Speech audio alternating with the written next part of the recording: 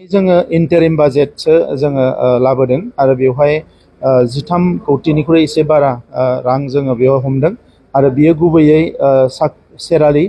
आरो गुबुन गुबुन सार्भिसेस सेक्रेटारि अफिस सोलिनायनि बिनि थाखाय बे बाजेटखौ लाबोदों जोङो फुल आरो नर्मेल जि बाजेट बेखौ जोङो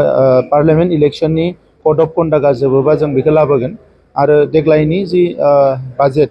बेवहाय जोङो गोदान गोदान माखासे बिथिंफोरखौ दाजाबदेरनो नाजादों आरो गुबैयै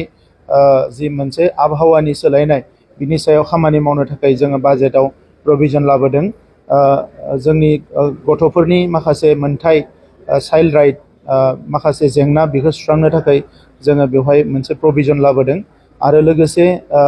बे फैगौ जि बाजेट जों प्रिपेयार खालामगासिनो दङ बेवहाय जोंहा आइजोफोर जौगानायनि थाखाय मोनसे मोजां बेबस्था जों खालामनो थांगासिनो दङ बिनिफ्राय BTR ओनसोलाव गोजोन थासारि फैनायनि उनाव गोबां जोंनि मानसिफ्रा रांखान्थि जौगानायनि गुबुन गुबुन हाबाफारि मावनो थाखाय ओंखारबोदों बिथांमोनखौ जोङो एन्टारप्रिनार हिसाबै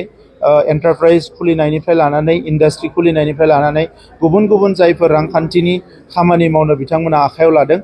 बेखौ जोङो थोंजोङै मदद होनो थाखाय नैबे बाजेटआव जोङो माखासे प्रभिजन एबा माखासे बेबस्थाखौ जों खालामनो थांगासिनो दङ दा बेनिखायनो फुल फ्लेजेड बाजेटआव बे गासैखौबो नुनो मोनगोन आरो फैगौ बोसोरनैया जोंनि थाखाय इयार अफ पारफरमेन्स जागोन बेनि थाखाय जोङो बेखौ टारगेट लानानै जों खामानि मावदों आरो दिनै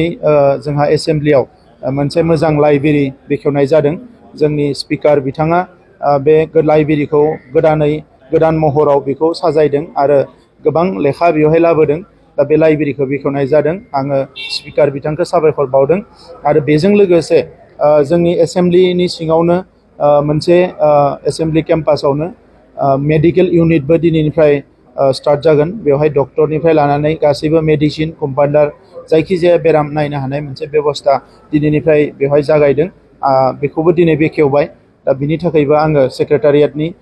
गासैबो स्टाफ आरो जोंहा एसेम्ब्लि स्टाफ बिथांमोननिसिम आं साबायखर बावदों लोगोसे हेल्थ डिपार्टमेन्टनि सिमबो आङो साबायखरखौ बावदों